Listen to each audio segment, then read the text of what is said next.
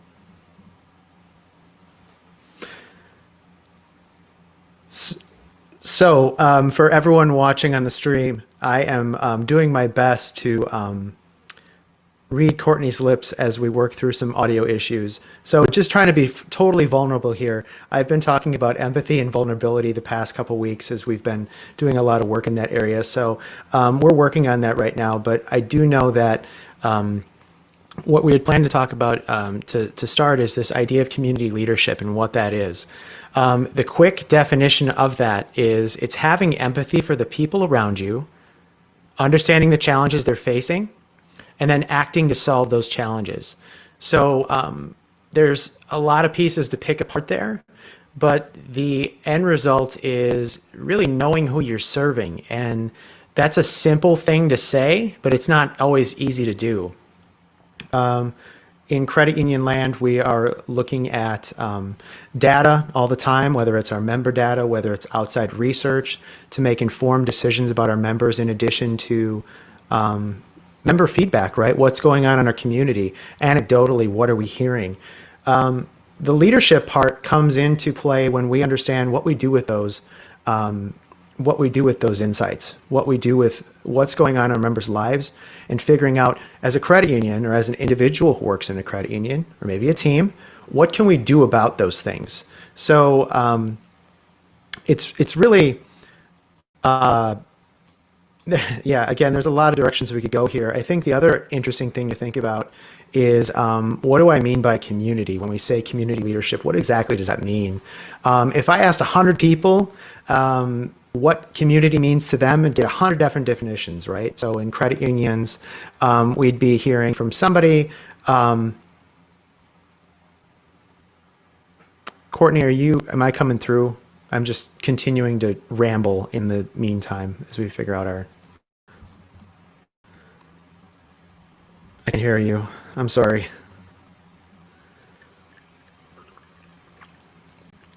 Do you want me to just go? Okay, I'll give you 1 second. I'm going to finish up this thought, though, that I had, and then we can circle back around, because I hope we've got people still listening. Look, Courtney and I were just talking about this too in advance of this webinar. As we've all moved to digital channels and things like that, it's been tough, right? There's challenges, and we're facing one of those right now. So I hope you'll practice a little vulnerability back.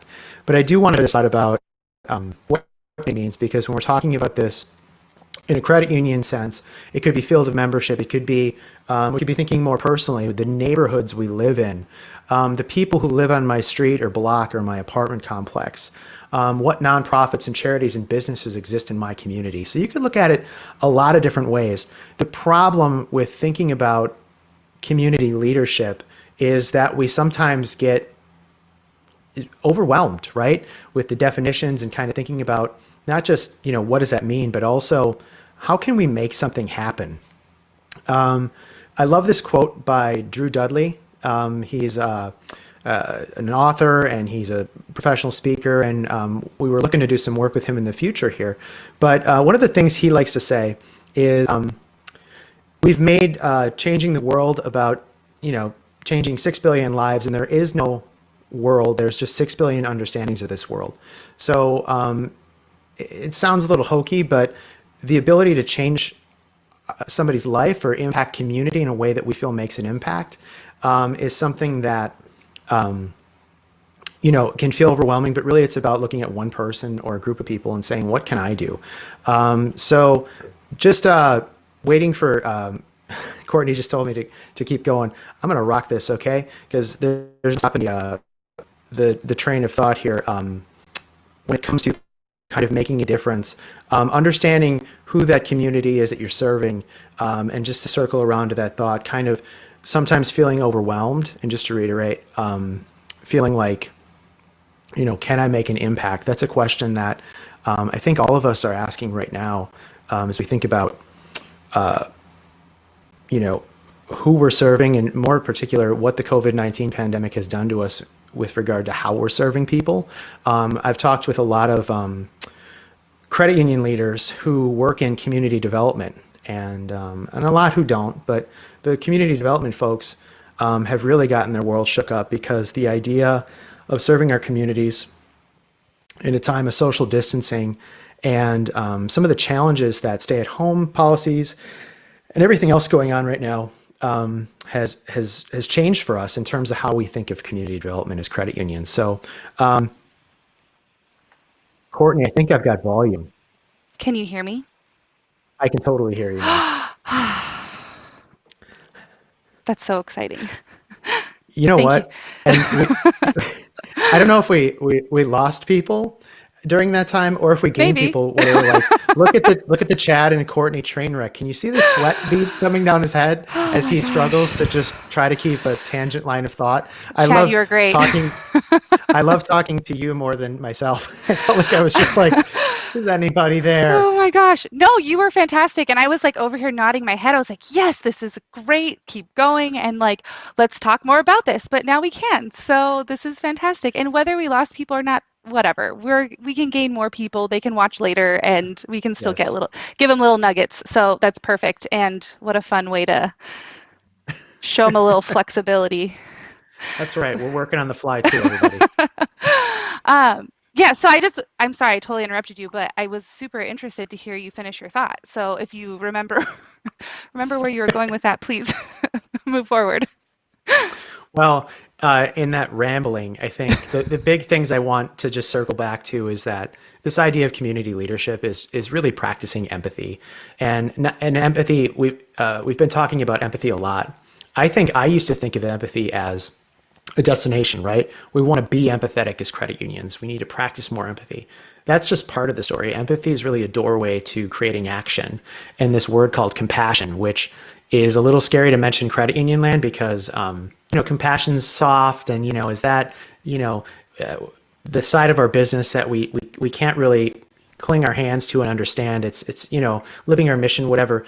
Those things are really tangible, and acting with compassion out of empathy is really important. We can talk more about that, but I think having empathy for the people around you and then understanding what community means to you. It means a Yeah. lot of things to a lot of different people, and that digs into some other topics we can talk about too.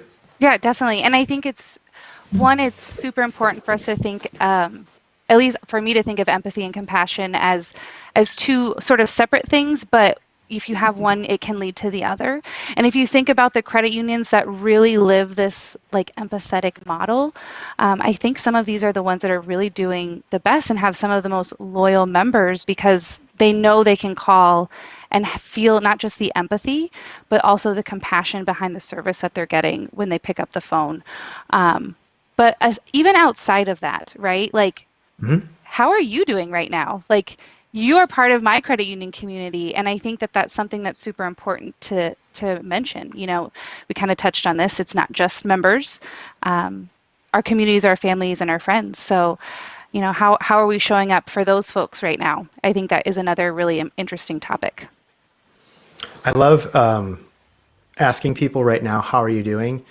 And then asking, because everyone gives a fake answer to that, right? I'm Yeah. good, thanks. I'm good. And then you just move on, right, with life. Right. But then saying, no, wait, really, how are you doing? And the conversation that usually follows after that is really an important one to have with people right now. So I appreciate you asking me that. You know, I think I'm like a lot of people right now where I feel like I've got it fairly good or better than others. And this is tell me if you resonate with this. There are still things I miss. There are things that I wish I could do, but I also feel guilty about those things because I know it could be way worse and that people out there are really struggling right now. So I almost feel like, oh, you know, I shouldn't even be complaining because I've got it good. I still have my job, thankfully, and, you know, I've got access to food and all these things that people are struggling with. But at the same time, I think that doesn't allow us to understand that all of us are going through some level of grieving right now. Loss is grieving, right? And how we're managing that ourselves. So I think that question you asked, I am doing pretty good. Thanks for asking, because I've been just kind of shoulders deep in this kind of understanding what grief is like right now for people and how to cope with loss, and reflecting that on myself. And I think more people thinking truly of how are you doing. We're so busy, right, taking care of the customers and the members we have. We're so busy taking care of our families and checking in with the people who are counting on us, and at the same time we're not checking in with ourselves. So so you might, when you ask that question, you might get I don't know, I haven't had time to slow down and think about it. Yeah. Yeah, no, it's so true, and it's interesting because I've also noticed that people are starting to be more comfortable with that level of vulnerability where maybe before they may not have been as comfortable. And it's interesting, some of the thoughts, yes, all of what you said have resonated. I feel grateful that I have a job. I feel grateful that I'm not living alone. And I have my partner, you know, all of these things. And then there's also these other things that start to come into play, right? Like, I'm grateful that I have food. I'm grateful that I can be preventative and take preventative health precautions that I know some people may Yeah. not be able to take. You know, just thinking about like, and I don't know if this is just me, but just thinking about walking into a grocery store with a mask on. Like, I'm a white female, like I can do that. Is that something that everyone feels safe even doing? And here we are asking everybody to cover their face. And for so long, that's been something where people of color have not been traditionally able to do that. And are we taking that for granted?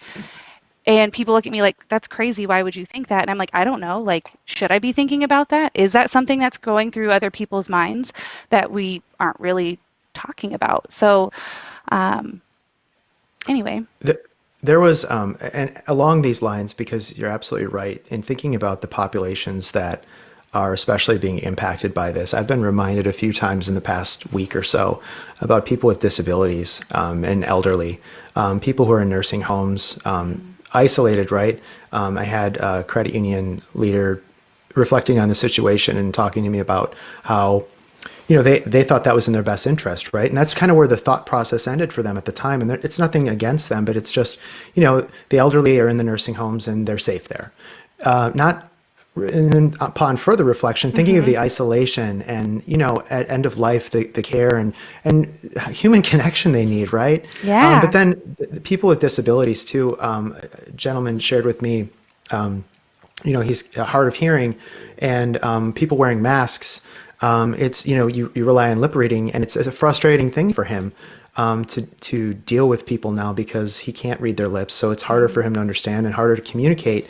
And so it's easy to kind of think about those things as one-offs, but when you start Yeah. thinking about the bigger audience and practicing that empathy, you're like, oh my God, there's so many people that, I can envision people who have it rougher than me, and then there's probably 1,000 other situations where I don't even understand, and I Yeah. want to, because that helps us as people who work in credit unions. Definitely.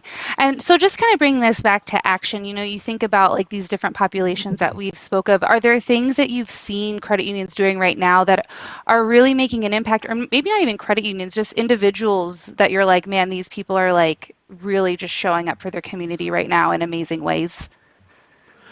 Yeah, so I think what Filene has done and what CUNA has done is a great job of collecting some of those examples. I think there's credit unions all over. And what the coolest thing about this, Courtney, for me, is seeing the patterns, right? There was no one shouting from the mountaintop to say, credit unions must do this and this and this. You saw so many credit unions without connecting. It's kind of like a fish moving in a school or something like that, or birds like or the murmurations, or they acting out of instinct, out of really what our mission is. It's saying our members are hurting, so let's look at how we can provide them affordable, small, short-term credit. Yeah. Let's look at how we can waive fees or make life easier for them right now, because everything else is hard. And we've got a little flexibility here in our business to do that. So I think, not to dodge your question, but I think the pattern is what gets to me, is that, oh my gosh, our mission, our cooperative principles really do matter. It's not just fluff or things we put on the wall. You're seeing credit unions all over live those things. And I think some of the most creative stuff that I've heard is, I think, the real personal individual experiences. I think, I mentioned the nursing homes, credit union employees reaching out to those members. It's not the fancy stuff all the time. It's the little things that count. Yeah. I spoke with a credit union today that is moving forward with volunteer income tax assistance. GECU in Texas is doing this. Despite social distancing and everything, there's a need to see people in person and prove identity. So they've gotten really creative about working around that. And so I think you see this ingenuity and innovation, and it's hard to say, like, here's the 3 things I see. But, Right. but what I see is this pattern that speaks to, yeah, you're damn right, we're credit unions, and right now it's tough, but we're stepping up, and that's awesome to watch. Yeah, that's awesome. Yeah, that's super cool to hear. And to your point of the human connection, some of the things that I've been hearing from crashers that I've really loved, it just in some of these virtual happy hours that we've been doing, is a lot of them have been doing handwritten notes as people go through the drive-through, and hopefully, I'm sure they're all keeping it very clean and sanitary. And at the end of the day, sometimes this is like the only connection that people get. And they're getting, like, the people that are doing this are getting wild responses from members just saying thank you. Like, thank you for saying hi to me. Thanks for asking how I'm doing. It's just really great to, again, prove that people helping people thing, that connection still really matters so, so much.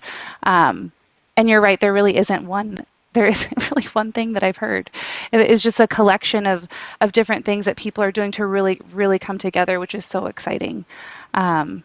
So I do want to give you a few moments, though. If you had any final thoughts, please go. Sure. Yeah. To that point, that last one, I'm so glad to hear you say that. First off, Crash Happy Hours, why haven't I been invited? I'm just going to throw that out there. I haven't heard of this, so we'll address that later, hopefully. Yes, sorry. The second thing is the unspoken heroic acts in credit unions. You're absolutely right. And I think that's the message right now, is that when we think about community leadership, and we talked a little bit about, you could think of it as your family, and then your tribe, or however you want to define it, and then kind of this broader community, and then the world. Right now it's so hard. Things are moving so fast. What can I do to help people right now? And it's changing one person's life. It's writing that handwritten note to one person who maybe has been isolated for weeks at a time, and they're not connected with anyone. And sometimes we can't see those scars, right? We can't see the impact and all of the things within, mental health, and all the things that are being worsened right now with the situation. But I would say, it doesn't matter where you are in the chain of command in a credit union. It doesn't matter how much influence you have over this, or even if you're connected with the community. Right now, it's about helping one person. And that person, you don't know how much they need that on that day. And if we do that a couple times, and if we all do that, that's how you change the world. And it's a big thing to think about, but starting small and just helping one person, saying, no, really, how are you, is how we make an impact right now. So I just encourage everyone. I try to challenge myself, and I'm going to do this more actually because I think I've kind of fell off the. I'm focused everywhere. But how can I help someone today? Just one person in some small way, and I challenge everyone to think that way as we all move through this adversity and try to tackle everything that's so real and so Oh, well, I don't know if I can say that any better, so I'm just going to leave that at that because that was beautiful and 100% accurate. You're welcome. And well, I too and will do that. Like I am going to make an effort to do one nice thing for someone every day, which hopefully I'm already doing that, but like consciously, like really, really trying. Well, you're doing that here. I appreciate you connecting with me. So Anytime. you've filled you've checked the box for the day, and it's so much nicer to talk with you instead of just myself. And at the beginning of the feed, I'm so embarrassed about whatever I said there. So No. Oh um, gosh. so I just would ask everyone to know that Courtney and I, the conversation we did have, I really appreciate, and hopefully we can do it again sometime. Oh my gosh, absolutely. Well, Chad, thank you again for coming on the show. Um, if you have any questions about empathy, school, DE, anything related to finding your why, food deserts, all that good stuff, that is Chad's wheelhouse. So please feel free to reach out to Chad. I don't have his email address up on the screen, but I'm sure you can find him on LinkedIn, Twitter, and all over the internet. So thank you so much, Chad, for being here. I definitely appreciate it. And we're just going to go ahead and finish off the show now with one, thank you for tuning in. We love this, that we can, one, bring in awesome guests, and two, provide you with some really actionable ways that you can build a solid foundation of leadership as you move through your journey with credit unions. Next Wednesday, the Wednesday after next, May 20th, we will have our next show. We have a very special guest, Julia Baracco Yates. She is a licensed psychologist with the University of Wisconsin, and she actually is a psychologist for doctors and healthcare workers. Super timely. So we will be chatting with her in the next couple weeks to provide you all with some super actionable ways that you can help cope with stress, not only for yourself, but maybe some really cool takeaways that you can help your members as well. So thank you again for tuning in. We will see you on May 20th.